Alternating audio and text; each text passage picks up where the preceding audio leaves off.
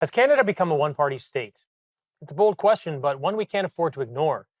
It used to be that elections determined who held power. Now, post-election recounts mysteriously break in one direction almost every time.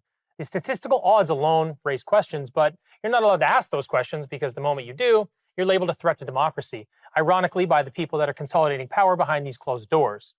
Then there's the media, our so-called watchdogs, who today have become more like lapdogs. The federal government funds their operations, directs their narratives, and with Mark Carney at the helm, even more taxpayer dollars are on the way. So when you think you're getting the news, in many cases, you're getting state-approved messaging. And what about those who dare to dissent? Ottawa has rolled out the Online News Act and the Online Streaming Act, setting the stage for information control. However, Mark Carney has also promised to revive the Online Harms Act. With this in place, there will be total information control.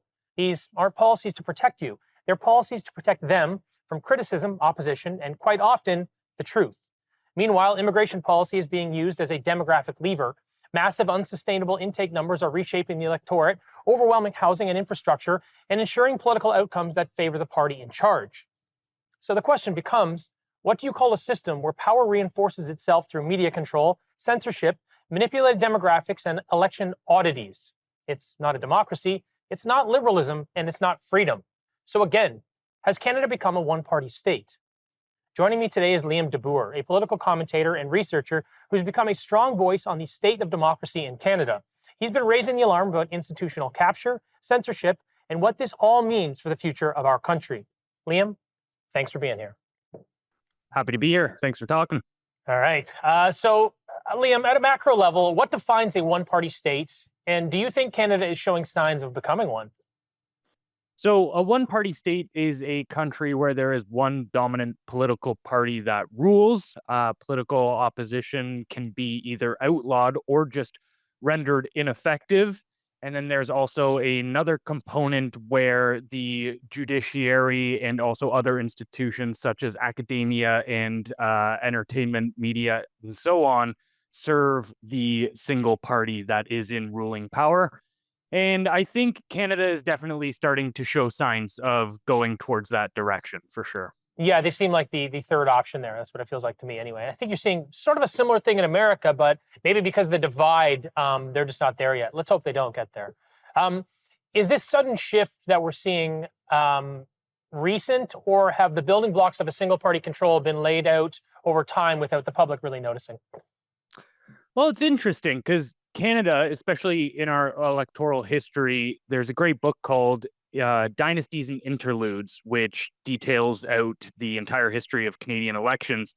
And essentially their thesis is that Canada's political past is defined by long stretches of single party rule, almost party dominance, and then brief interludes where the other party kind of throws a wrench in their gears before another dynasty is set. And actually, if you look back at the historical dynasties, there's only a couple major ones when it comes to conservative dynasties, being Macdonald, our founding prime minister, then Diefenbaker, and also Harper. Other than that, all dynasties have been liberal, mainly. We just definitely got through a Trudeau dynasty over the last decade, Mark Carney picking up the torch there. Then you've also got the Chrétien and Martin dynasty back in the late 90s and early 2000s, Laurier, and so on.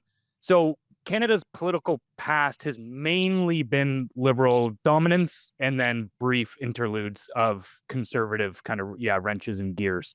Okay, so it's been something that's sort of been ongoing, but there's been an ebb and flow to it. There's been a left and a right over time.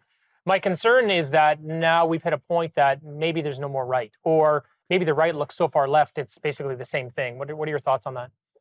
Yeah, I'd agree. And I would go towards the difference there being is the institutional switch, especially when it comes to things like the judiciary, media, and academia.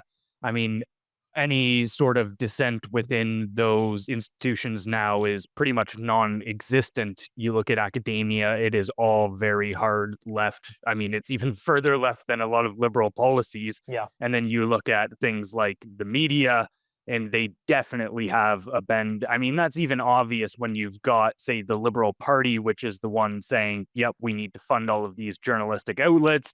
And then you had somebody like Pierre Poilievre saying that he's going to defund these initiatives. Well, it's very clear at that point which party the media apparatus is going to lean towards. Yeah, I couldn't agree more. Okay, we'll be right back.